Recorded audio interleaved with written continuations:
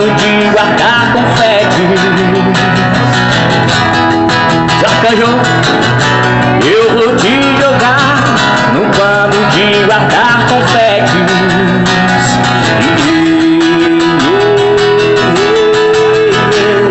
Disparo balas de canhão, é inútil, pois existe um grãozinho.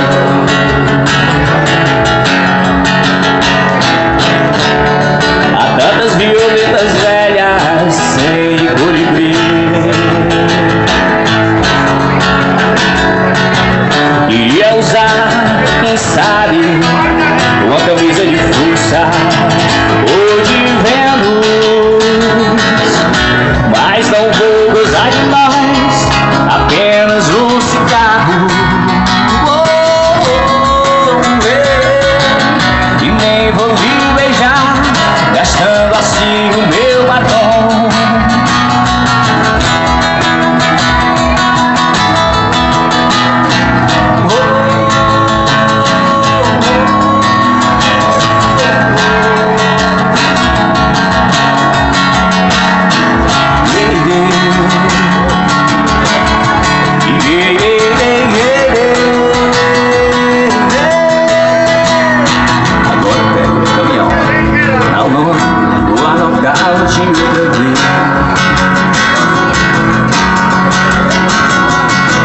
Lá sempre fui acorrentado do seu calcanhar.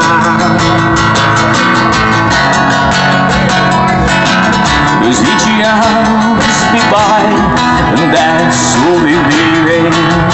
Vai me explicar